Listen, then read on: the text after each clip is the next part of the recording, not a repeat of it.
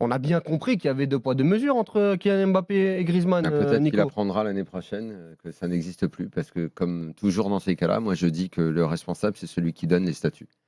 Oui, c'est l'entraîneur, oui. Donc voilà, ce qui s'est passé au PSG pendant des années, c'est la faute des dirigeants incompétents, ce qu'ils ont fait avec tous les joueurs, vedettes, à chaque fois de tout laisser faire, et de la même façon en équipe de France. Bah, écoute, mais je pense que Deschamps l'assume en plus. Je pense qu'il assume de dire qu'il a un joueur qu'il traite différemment.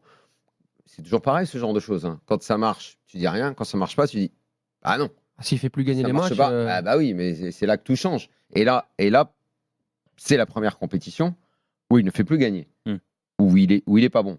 Donc, il peut y aura encore probablement se rattraper demain. il y aura ben voilà, le truc c'est que en fait Jusqu'à quand, quoi. l'histoire c'est le jusqu'à quand. T'as raison. C'est même jusqu'à la finale, personne n'osera rien dire, parce que si à la finale tu y vas, il y a 1-0 et c'est lui qui a mis le but. Ah oui. Tu sais, quand tu es attaquant dans le foot, c'est un privilège parce que tu peux très vite être un joueur tais-toi. Mais c'est vrai que le fameux ferme ta bouche. Oui. Mais quand tu as un mec sur qui un ballon peut tomber pour que tu sois l'unique buteur du match, c'est que tu fais gagner un titre.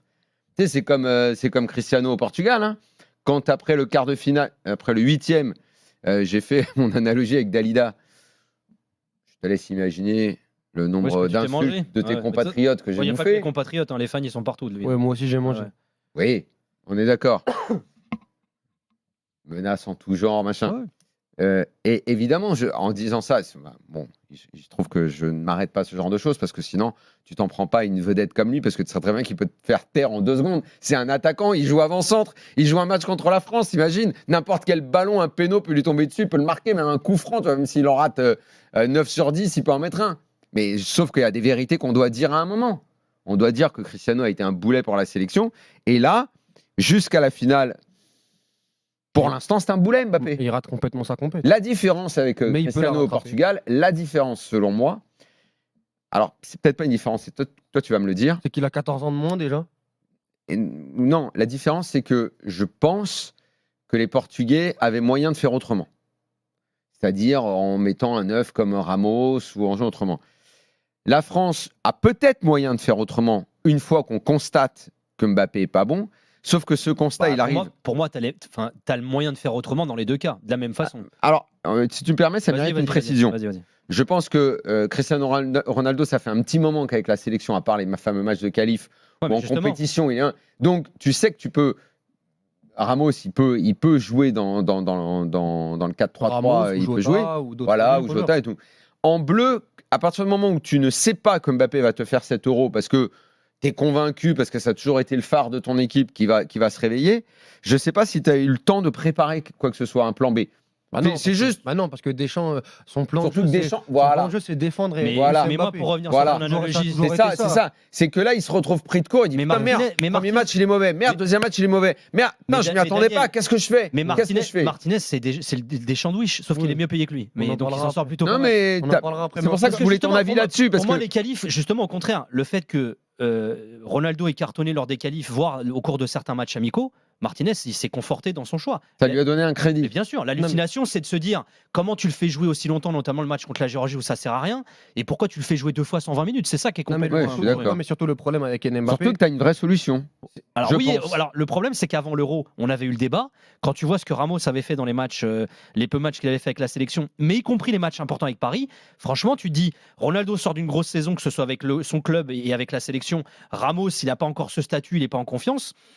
Avant la compète, il y avait match, mais pendant la compète, c'est ce que Santos avait fait à la Coupe du Monde. Ça lui a coûté sa place. Mais à un moment, il s'est rendu compte que Ronaldo faisait pas c'est quelque chose qui peut être similaire. Je suis d'accord avec toi. D'accord, mais tu m'as convaincu. Pour revenir sur Mbappé, le gros problème, c'est que déjà le plan de Didier Deschamps, ça a toujours été ça, c'est-à-dire Mbappé plus 10 avec tout ce qui va avec, c'est-à-dire ne pas défendre, le mettre complètement libre à sa meilleure place.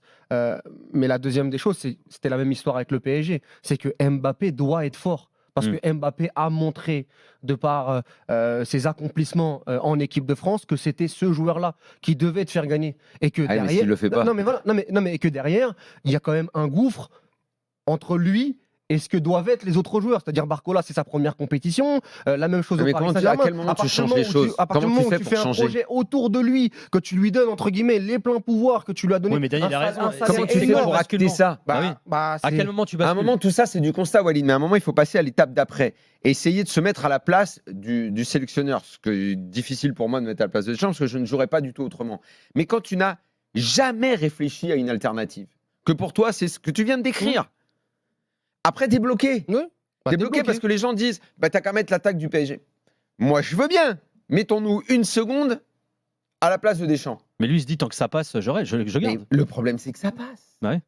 Imagine pour la demi-finale, Mbappé, t'as vraiment été mauvais contre le Portugal. On va mettre Barcola, a été éliminé. Mais tu peux pas mettre Barcola parce que encore une fois, la stature et le CV de Kylian Mbappé, le fait que si tu te Mais à fais un éliminer moment, sans tu peux Mbappé, c'est pas possible en fait. Je sais, Parce que, Walid. parce que dans leur Je tête, sais, et je c'était la sais, même chose pour je Luis sais. Enrique dans les grosses échéances, c'est que avec tout ce que j'ai dit de bien de Barcola, pour lui, un Mbappé à 70%, voire à 60%, c'est meilleur qu'un Barcola à 100%. Parce qu'il y a ce fameux, c'est pas un fantasme, parce qu'il l'a montré, mais ce fameux potentiel du fait qu'il allume la lumière à un moment donné dans la compétition et qu'il puisse l'allumer en demi ou en finale. Mais pour revenir très rapidement sur Vas-y. le débat par Juste qu'on rapport, aille voir Eric. par rapport à Griezmann, c'est surtout sur le management en fait. Aujourd'hui, personne n'en parle parce que ça gagne, mais je reste persuadé que ce qui se passe autour de Griezmann, notamment, et autour de Giroud, On va l'écouter, ouais. actuellement, le management, en fait, tu te perds parce que Griezmann, même s'il est pas bon, Mbappé n'est aussi pas bon et il n'y a pas la, C'est ce que je te la disais tout à même l'heure. communication. 2 poids, 2 mesures. Exactement, il y a 2 poids 2 mesures. Et ça, le problème, c'est que l'équipe de France, quand elle gagne, quand elle va loin, c'est pas que Mbappé. Il y a aussi Antoine Griezmann et aussi Olivier Giroud et d'autres. Donc le tout Mbappé, à un moment donné, c'est un peu ses limites. Et moi, je trouve que Griezmann, notamment, est très très fair.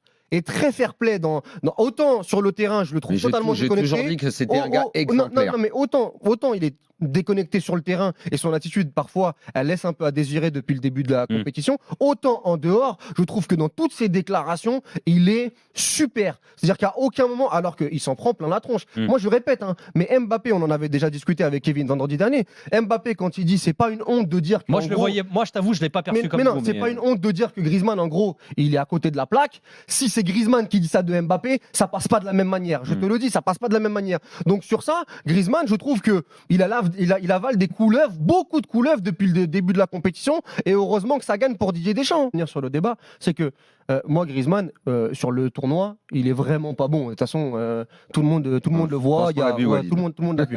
Mais, Tout le monde le dit en plus. Mais s'il y a un mec qui n'est pas mis entre guillemets dans les meilleures conditions, parmi les gros statuts, c'est Griezmann. Ce sera sûrement la 5e ou la 6e compo d'équipes différentes demain contre l'Espagne. C'est un mec qui a joué ailier, qui a joué dans un milieu à 4, qui a joué 9,5, qui a joué dans différents systèmes. Et à chaque fois, il doit s'adapter, il doit avoir le sens du sacrifice. Et souvent, c'est lui qui paye les pots cassés des choix de Didier Deschamps.